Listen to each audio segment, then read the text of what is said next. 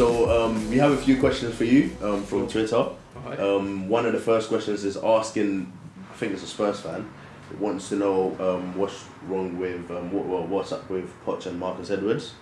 If you have any idea, I guess he's not been in the frame as much as he was initially. So No, I think Pochettino mentioned something in his book, didn't he, about him having a bit of an attitude problem, or he needs to apply himself a bit better. I think.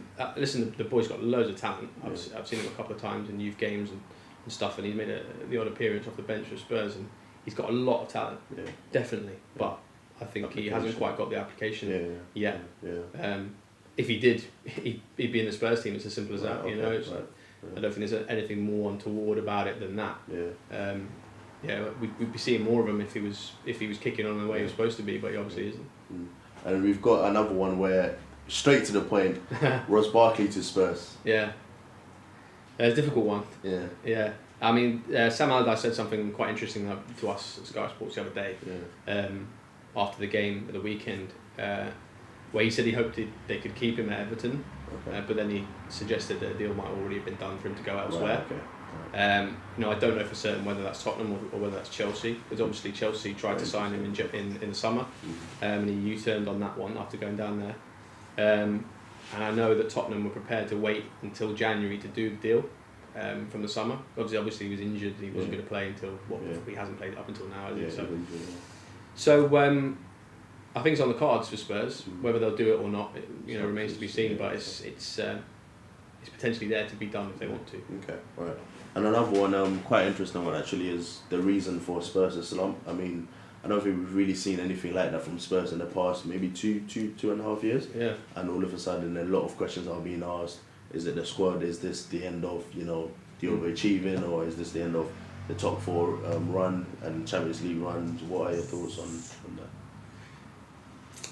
Oh, there's a lot of theories as to why they've had a slump in form. The other one the other day was about the book, wasn't it? This book has caused a slump in form, which I don't think that's necessarily had much to do with it. I mean, if I was being really cynical about the book, then the timing of it coming out mid-season is probably not great. It has the potential to distract, I think, a little bit from what the team's doing. But to be fair, Klopp had the same issue. Where he had a book out. So I mean, there's quite like you said. Did his form drop after that? No, it's still. There you go. Then. For me, if it's anything, it's probably complacency after they beat Liverpool and beat Real Madrid. I think they were on a real high after that, and probably a little bit of complacency eked into some of the minds of the players and thought, okay, this is it. We're a big club now. We're a big team. We can beat anyone. And probably the levels dropped off a little bit, and you just can't do that in the Premier League. It doesn't matter if you're Man City or whoever. If you drop off against the West Brom at home away at Leicester. I mean, Leicester obviously having a bit of a resurgence under their new manager as well. So they're catching teams at a time when they're on the up. West Brom were on the up a little bit after Pulis had gone and Megson was doing all right with them. So you can't drop your levels in any game in the Premier League. I think they've done that. Just a little bit, just enough to not get the results. But it's definitely an improvement against Watford. I think the fact that they hung on with 10 men for the rest of that game, it's a good sign. Yeah, they've got another home game this week, so they should recover, I think. But it might be too late. It was definitely too late for the title. Yeah. But I mean, in terms of top four, I think, like you were saying, they had a similar dip. I think I looked at the stats, and I don't have the exact stats, but the points difference isn't significant. No, it's not that much. They went on a real run around Christmas time last year, so they just got to do the same thing again. I say they just got to do it. It's going to be difficult. But that's what they got to do. They've got to go on a winning run. 13 games in a row like City would probably do the trick. Fair enough. We've got another one here. Who bought Sissoko? Was it a panic buy from above? Poch after not challenging Liverpool for Mane? Would that be you? Well, as far as I'm aware, they did challenge Liverpool for Mane. They did? And they had a good shot at signing him. But as for an actual panic buy, then probably a little bit of an essence of that, I think.